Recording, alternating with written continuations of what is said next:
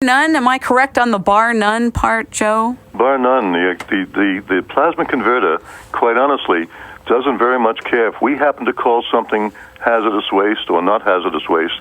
It's going to rip the molecules apart, whatever it is. Okay. Talk to us, if you would, about the work with Japan, Poland, Rome, Department of Energy, or any one of them. And can you talk a little bit about some of the engagements that are going on, or what different countries are looking at or evaluating for themselves now with regard to bringing this technology in? Yes, there are many countries all over the world, including many states in the United States. But and some of the things in the United States are in development. And since we're a public company, I have to be careful about disclosing what would be considered tradable material. But I'll talk to you about what we have disclosed. We have a system in Japan processing hazardous waste incinerator ash and PCBs. And PCBs are dreadful materials that get absorbed in industrial materials, get absorbed in fatty tissue. As a matter of fact, so perversely, it gets concentrated in a woman's breast and in breast milk. And I thought, my God, the madness, that devilish event. In any event, we're destroying those materials. And we have, in Italy, we have a contract for a system to destroy e-waste, and that's electronic waste. 5 or 6 years ago, or 8 years ago, the term wasn't even in the vernacular, but now with the enormous amount of electronic material being discarded, it's accumulating, has to be destroyed. There are lots of toxic materials in them. They're also going to be doing asbestos in Poland. There's a variety of industrial chemicals that are going to be destroyed there, petrochemical hazardous waste materials, and also municipal solid waste. And by the way, if I may, the fellows who are, by virtue of their commercial enterprising, produce as a derivative a hazardous waste material, doesn't mean they're bad people. I mean, the very things that we can't live without sometimes have derivative materials that in another situation are harmful to us unless they're managed well. So the hazardous materials are not being produced by devils. Thank God we have the modernity delivering all these wonderful things to us. But we are at the back end. What we can do, as a matter of fact, to a DuPont, who is producing, among many thousands, we can take that material and, in a manner of speaking, give them a death certificate for the material. It says that you give us that material, and we'll completely and irreversibly destroy it. So you never, ever have to worry again about this appearing in some landfill or in some third world country. It's gone forever. The term we use is a death certificate because of the finality to that. I kind of like that.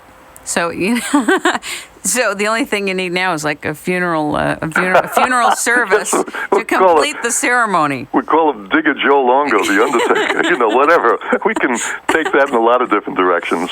Maybe Schwarzenegger would love you. I don't know. Well, he's like the Terminator. This is a perfect Terminator concept. We're talking to him. Yeah, he needs the termination technology. Yes. But the thing is that really, I was thinking about this last night. You have actually produced something that creates a utility. We do, and I have to tell you, your listeners will say, boy, that Longo's a real smart guy. He ain't a real smart guy. I'm using New York vernacular with the vulgarity of the ain't, but You mean they won't say that Kim is a really smart gal? Well, now I'm jealous. We're going to get in a big fight, Joe. But certainly Kim is smart, but Joe is not. Because what happened, we started out in the process of destroying. We were a waste industry company for 35 years, so we were doing product developments with regard to destruction of waste. It was never our intention, or ever even thought about having derivative products. Like so much technology, one thing leads to another, and we had enough sense to harness it and help turn it into a commercial advantage. And hence, now we have, for example, our contracts with Department of Energy. Their initiative with us is to have us demonstrate to them what they already know, and that is to be able to produce hydrogen from a variety of different kinds of waste, including municipal solid waste, for the hydrogen economy. We're addicted to oil, et cetera, as I know you know, 20 million barrels a day. So one of the things that can be extracted from what we produce is a source of manufactured gas, very rich in hydrogen, therefore leading to the hydrogen economy. And as a matter of fact, Schwarzenegger's administration is extremely interested in the hydrogen aspect of the plasma converter system. When I was reading about Startech, in some of the information on the site, there was one article that said that it's wonderful and yet it's expensive. Is that true? Is that a distortion, or is it only expensive because it appears to be because it's new technology and it's a new process and it's a new paradigm within an industry that hasn't necessarily been prepared for it? It's exactly what you've said. If we talk to someone and he says, well, what does this thing cost? If he says, because I'm evaluating it as compared to our dump, I'm saying, we can't compete with a hole in the ground. You keep filling up the hole in the ground, and when you've corrupted the environment enough and they throw you out of office, give us a call and we'll come and take care of that. For example, New York City has made the determination about 6 months ago that it will never again incinerate or landfill waste.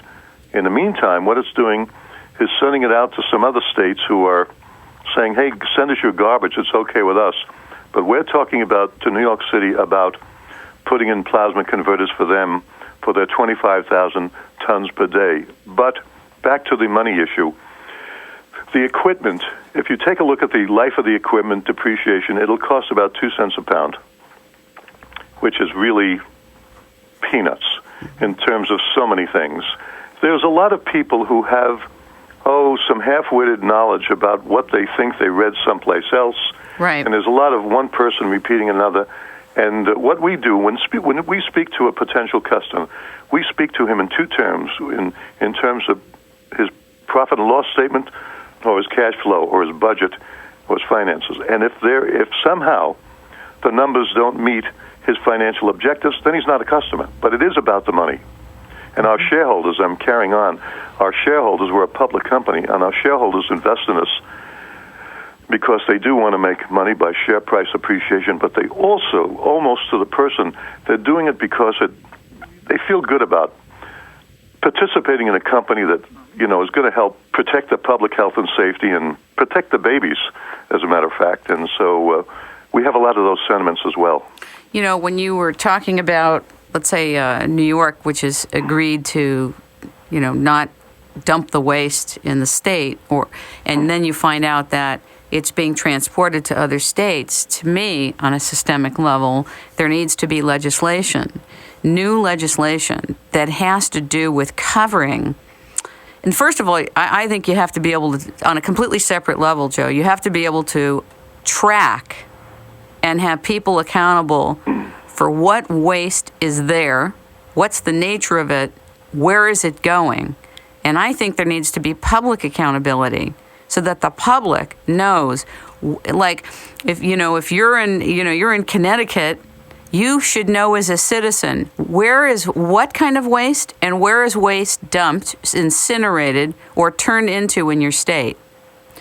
And if that were to happen, if somebody were to be willing to put that together and create a mandate for that, first of all, we could get in front of where is it going, what is there, and it doesn't happen insidiously and imperceptibly every day.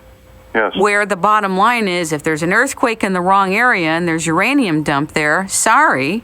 Yes. Goodbye to that state. It's into the air, it's into the water, it's into the ground, and it's too late. So this, to me, what you're doing is marvelous, and it's a race against time. It's really a race against time.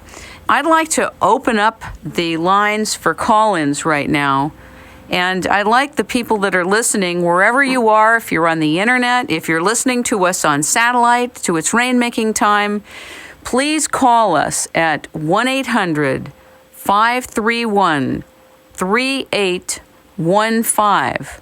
We are live on the Radio Colorado Network.